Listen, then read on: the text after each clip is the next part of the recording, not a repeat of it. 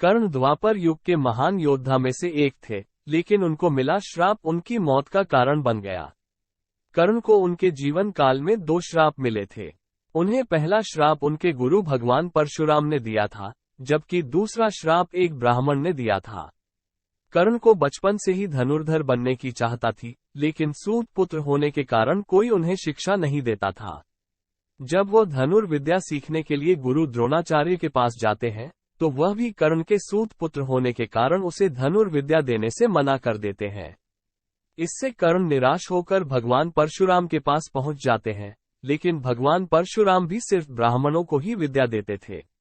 अब कर्ण किसी भी तरह से धनुर्विद्या सीखना चाहता था, तो वह भगवान परशुराम से झूठ बोलता है कि वह ब्राह्मण है। भगवान परशुराम भी कर्ण को ब्राह्मण समझकर उसे शिक्षा देने लगते हैं। जब कर्ण की शिक्षा खत्म होने वाली होती है, तब एक दिन उनके गुरु भगवान परशुराम दोपहर के समय कर्ण की जंघा पर सिर रखकर आराम कर रहे होते हैं। थोड़े समय बाद वहां एक बिच्छू आता है, जो कर्ण के जंघा पर काट लेता है। अब कर्ण सोचता है कि अगर वह हिला या बिच्छू को हटाने की कोशिश की, तो गुरु परशुराम की नींद टूट जाएगी। इसलिए वो बिच्छू को हटाने की बजाय उसे डंक मारने देता है।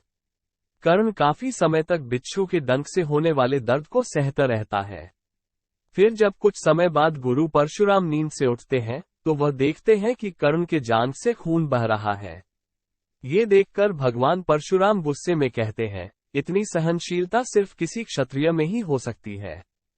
तुमने मुझसे झूठ बोलकर ज्ञान हासिल किया है, इसलिए मैं तुम्हें श्राप देता हूं कि जब भी तुम्हें मेरी दी हुई विद्या की सबसे ज्यादा जरूरत होगी, उस समय वह काम नहीं आएगी।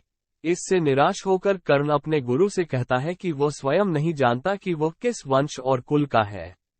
ऐसे में वो सारी बातें अपने गुरु परशुराम को बताते हैं। ये जानने के बाद भगवान परशुराम को श्राप देने पर पछतावा होता है, लेकिन दिया हुआ श्राप वापस नहीं लिया जा सकता था। इसलिए वह अपना विजय धनुष कर्ण को वरदान के रूप में देते हैं। इसके बाद कर्ण भगवान परशुराम के आश्रम से विदा लेते हैं। इस घटना के कुछ वर्षों बाद एक दिन कर्ण जंगल में किसी अत्याचारी राक्षस का पीछे रहे होते हैं। वो राक्षस को निशाना बनाते हुए उसे मारने के लिए बाण चलाते हैं, लेकिन राक्षस अचानक गायब हो जाता है और बाण दलदल में फंसी एक गाय को लग जाता है। बाण लगने से गाय की वहीं पर मौत हो जाती है। उस गाय का स्वामी एक ब्राह्मण होता है, जो गाय की दुर्दशा देखकर कर्ण को वहीं पर श्राप दे देता है। श्राप में ब्राह्मण कहता है कि जिस तरह तुमने एक असहाय गाय को मारा है, ठीक उसी तरह ही एक दिन तुम्हारी भी मृत्यु होगी। आगे चलकर इन दोनों श्राप का प्रभाव महाभारत के युद्ध में नजर आया। युद्ध के दौरान कर्ण के रथ का पहिया दलदल में फंस जाता है। जब कर्ण उसे निकालने के लिए रथ से उतरता है, तभी अर्जुन बाण चला देता है, जिससे कर्ण की मृत्यु हो जाती है। Please subscribe my channel for more videos.